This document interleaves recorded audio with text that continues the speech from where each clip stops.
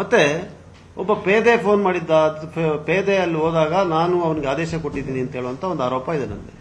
ಮತ್ತೆ ನಾನು ತಣ್ಣೀರಾಮಯ್ಯನಿಗೆ ಕುಮ್ಮಕ್ಕು ಕೊಟ್ಟಿದ್ದೀನಿ ಅಂತ ಹೇಳುವಂಥದ್ದು ಇದೆರಡು ಆರೋಪ ನನ್ನ ಮೇಲಿದೆ. ಯಾರು ಆ ಪೇದೆ ಅಂತ ಅವ್ರ ಹೆಸರು ಹೇಳೋದಿಲ್ಲ. ಆದರೆ ಇಲ್ಲಿಯ ಒಬ್ಬ ಮಾಜಿ ಶಾಸಕ ಆತನ ಹೆಸರು ಹೇಳ್ತಾನೆ, ಪೇದೆ ಹೆಸರು. ಹೆಂಗೆ ಹೇಗೆ ಗೊತ್ತಿವ್ರಿಗೆ? ಮತ್ತೆ ಒಂದು, ನಾನು ಯಾವತ್ತು ವಾಟ್ಸ್ಆ್ಯಪ್ ಅಥವಾ ಸಾಮಾಜಿಕ ಜಾಲತಾಣದಲ್ಲಿ ಬರೆದಿರುವಂಥದ್ದು ಸುಯಿಸೈಡ್ ನೋಟ್ ಅಲ್ಲ ಅಂತ ನಾನು ಹೇಳ್ತಾ ಇಲ್ಲ. ಆದರೆ ಯಾವಾಗ ಒಂದು ಅವರ ಮೈ ಮೇಲೆ ಅಥವಾ ಘಟನೆ ನಡೆದಂಥ ಸ್ಥಳದಲ್ಲಿ ಆ ಸ್ವಂತ ಕೈ ಬರದಲ್ಲಿ ಒಂದು ಡೆತ್ ನೋಟ್ ಅಥವಾ ಸುಯಿಸೈಡ್ ನೋಟ್ ಸಿಕ್ಲಿಲ್ವೋ, ಪ್ರೈಮಾ ಫೇಸಿ ಇದೇನು ಅಂತ ಹೇಳಿ ತನಿಖೆ ಆಗ್ಬೇಕಲ್ಲ. ಇವತ್ತು ಡಿಜಿಟಲ್ ಅಂದರೆ ಈ ಟೆಲಿಫೋನ್, ಆತ ಒಬ್ಬ IT ಸೆಲ್ನಲ್ಲಿ ಕೆಲಸ ಮಾಡ್ತಾ ಇದ್ದವರು, ಯಾರು ವಿನಯ್ ಸ್ವಾಮಿನವರು. ಬಿಜೆಪಿಯ IT ಸೆಲ್ ಅಂದರೆ ಏನು ಅಂತ ಜಗಜ್ಜಾಹೀರಾತಾಗಿದೆ. ಇಡೀ ಭೂಮಿಗೆ ಪ್ರಸಿದ್ಧವಾದಂಥದ್ದು ಇವರ IT ಸೆಲ್. ಇಲ್ಲದನ್ನ ಸೃಷ್ಟಿ ಮಾಡಿ, ಸುಳ್ಳಾರೋಪಗಳನ್ನು ಮಾಡಿ, ಪೋಸ್ಟರ್ಗಳನ್ನು ನಿರ್ಮಾಣ ಮಾಡಿ ದೇಶವನ್ನು ಆಡಿಸುವಂಥದ್ದು. ಇವತ್ತು ನಾವು ಒಂದು ಬಡ್ಜೆಟ್ ಕೊಟ್ಟರೆ ಅದಕ್ಕೊಂದು ರೀತಿಯಾಗಿ ರೂಪ ಕೊಟ್ಟು ಕಳಿಸುವಂಥದ್ದು, ಇದು ಇವರ ಕೆಲಸ. ಇದು ಎಷ್ಟೊತ್ತಿನಲ್ಲಿ ಹೋಯಿತು, ಹೇಗೆ ಹೋಯಿತು, ಯಾರು ಕಳಿಸಿದವರು, ಕುಟುಂಬಸ್ಥರಿಗೆ ಹೆಂಗೆ ಗೊತ್ತಾಯಿತು, ಯಾರಲ್ಲಿಗೆ ಹೋದ್ರು, ಎಲ್ಲಿತ್ತು ಇವರ ಟೆಲಿಫೋನು, ಎಲ್ಲವನ್ನ ಇನ್ನು ತನಿಖೆ ಮಾಡಬೇಕು.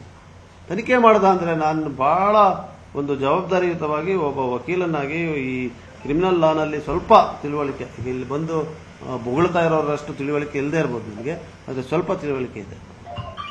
ಅದರ ಆಧಾರದ ಮೇಲೆ ನಾನು ಹೇಳ್ತಾ ಇದ್ದೀನಿ, ಇದರಲ್ಲಿ ಸತ್ಯಾಂಶ ಹೊರಗಡೆ ಬಂದೇ ಬರ್ತದೆ. ಸ್ವಲ್ಪ ಸಮಯ ಕಾಲಾವಕಾಶ ಕೊಡಿ ದಯವಿಟ್ಟು. ಯಾರ್ಯಾರು ಇದರ ಹಿಂದೆ ಇದ್ದಾರೆ, ಏನೇನಾಗಿದೆ ಅಂತ ಹೇಳುವಂಥ ಸತ್ಯಾಂಶ ಹೊರಗಡೆ.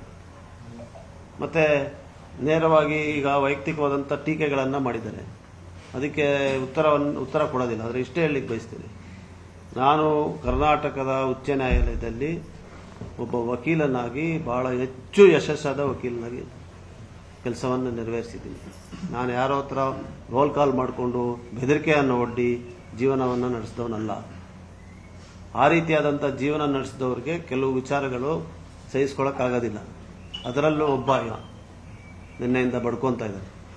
ಅದರಿಂದ ಅಂಥವ್ರನ್ನ ನೀವು ಇಷ್ಟೊಂದು ಪ್ರಾತಿನಿಧ್ಯ ತಾವುಗಳು ಕೂಡ ಕೊಡಬೇಡಿ ಅಂತ ತಮ್ಮಲ್ಲಿ ಮನವಿಯನ್ನು ಮಾಡ್ತೀನಿ. ಯಾಕಂದರೆ ಸಮಾಜದಲ್ಲಿ ಒಂಥರ ಘಾತಕ ಶಕ್ತಿಗಳಿದ್ದೆ ನೀವು, ಸಮಾಜನ ಹೊಡೆಯುವಂಥ. ಅದರಿಂದ ಅವ್ರಿಗೆ ಇಷ್ಟೊಂದು ಪ್ರಾತಿನಿಧ್ಯ ಕೂಡ ತಾವು ಕೊಡಬೇಡಿ. ದಯವಿಟ್ಟು ಯಾರ್ಯಾರು ಎಂಥವರು ಯಾವ ಹಿನ್ನೆಲೆಯಿಂದ ಬಂದಿದ್ದಾರೆ, ಏನು ಕೆಲಸವನ್ನು ಮಾಡಿದ್ದಾರೆ ಅಂತ ಹೇಳುವಂಥದ್ದನ್ನು ಗುರುತಿಸಿ, ಇವತ್ತು ಕಳೆದ 2 ವರ್ಷಗಳಿಂದ ಕೊಡಗಿನ 2 ಕ್ಷೇತ್ರಗಳಲ್ಲಿ ಆಗ್ತಾ ಇರುವಂಥ ಕಾಮಗಾರಿಗಳನ್ನು ನೋಡಿ ಯಾವ ರೀತಿಯಾದಂಥ ಅಭಿವೃದ್ಧಿ ಕೆಲಸಗಳು ನಡೀತಾ ಇದೆ ಅಂತ ಹೇಳುವಂಥದ್ದನ್ನು ಗಮನಿಸಿ, ಈ ಬಾರಿಯ ಆಯವ್ಯಯದಲ್ಲಿ 2 ಕ್ಷೇತ್ರಗಳಿಗೆ ಹೆಚ್ಚು ಅನುದಾನವನ್ನು ಕೊಟ್ಟು, ಇವತ್ತು ಬೇರೆ ಕ್ಷೇತ್ರ ಶಾಸಕರು ಹೋಗಿ ಕೊಡುಗೆ ಕೊಟ್ಟಿದ್ದೀರಾ ನಮಗೆ ಕೊಡಿ, ಕೊಡುಗೆ ಕೊಟ್ಟಿದ್ದೀರಾ ನಮಗೆ ಕೊಡಿ ಅಂತೇಳಿ ಮುಖ್ಯಮಂತ್ರಿಗಳನ್ನು ಪ್ರಶ್ನೆ ಮಾಡುವಂಥ ರೀತಿಯಲ್ಲಿ ನಾವು ಇಲ್ಲಿಗೆ ಅನುದಾನವನ್ನು ಕಾರ್ಯಕ್ರಮಗಳನ್ನು ತಂದಿದ್ದೇವೆ. ಅದನ್ನೂ ಕೂಡ ಇವ್ರ ಕೈನಲ್ಲಿ ಸಹಿಸೋದಕ್ಕೆ ಆಗ್ತಾ ಇಲ್ಲ.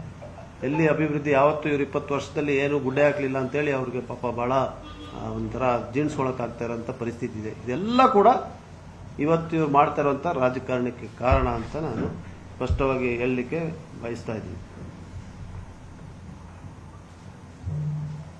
ಆಮೇಲೆ ಈಗ ಈ ಮೈನಾ ಮೇಲೆ, ತಣ್ಣೀರ ಮೈನಾ ತಮಗೆಲ್ಲ ಗೊತ್ತಿರೋ ವ್ಯಕ್ತಿನೇ, ರಾಜ್ಯ ಮಟ್ಟದಲ್ಲಿ ಮಾಧ್ಯಮದವ್ರು ಗೊತ್ತಿಲ್ಲ, ಆದರೆ ಇಲ್ಲಿ ಅವ್ರಿಗೆ ಗೊತ್ತಿದೆ. ಅವನ ಮೇಲೆ ಕೇಸ್ ಇಲ್ವಾ?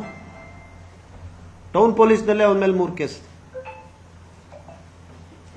ಆಮೇಲೆ ನಮ್ಮ ಬಾಲಚಂದ್ರ ಅವರ ಸಾವಾಯ್ತಲ್ಲ ಸಂಪಾಜೆಯಲ್ಲಿ, ಕಳೆದ ಚುನಾವಣೆಗಿಂತ ಮೊದಲು ನ್ಯಾಯ ಕೊಡಿಸ್ತೀನಿ, CBI ತನಿಖೆ ಆದೇಶ ಮಾಡಿಸ್ತೀನಿ, ಅಪರಾಧಿಗಳನ್ನ ಶಿಕ್ಷೆ ಕೊಡಿಸ್ತೀನಿ ಅಂತ ಹೇಳಿ ಭಾಷಣ ಹೊಡೆದ್ರು. ಎಲ್ಲೋದು? ಏನಾಯ್ತು ಪ್ರಕರಣ? ಇವತ್ತು ಆ ಭಾಗದ ಜನರಿಗೆ ಮುಖ ತೋರ್ಸಕ್ಕಾಗೋದಿಲ್ಲ, ಸುಳ್ಳು ಹೇಳಿ. ಅದರಿಂದ ಈ ಸುಳ್ಳಿನ, ದ್ವೇಷದ ಭಾವನೆಯ ರಾಜಕಾರಣ ನಿಲ್ಲುವಂಥ ಸಮಯ ಬಂದಾದನ್ನ ಸಹಿಸ್ಕೊಳ್ಳೋಕ್ಕಾಗ್ತಾ ಇಲ್ಲ ಇವ್ರ ಕೈನಲ್ಲಿ. ಅದರಿಂದ ಈ ನಾಟಕವನ್ನು ಮಾಡ್ತಾ ಇದ್ದಾರೆ ಅಂತ ಹೇಳಿ, ಈ ರೀತಿಯಾದಂಥ ಶವದ ಮೇಲೆ ನಡೀತಾ ಇರುವಂಥ ರಾಜಕಾರಣವನ್ನು ಧಿಕ್ಕರಿಸಿ ಅಂತೇಳಿ ತಮ್ಮಲ್ಲಿ ಮನವಿಯನ್ನು ಮಾಡಲಿಕ್ಕೆ ಬಯಸ್ತಾ ಇದ್ದೀನಿ.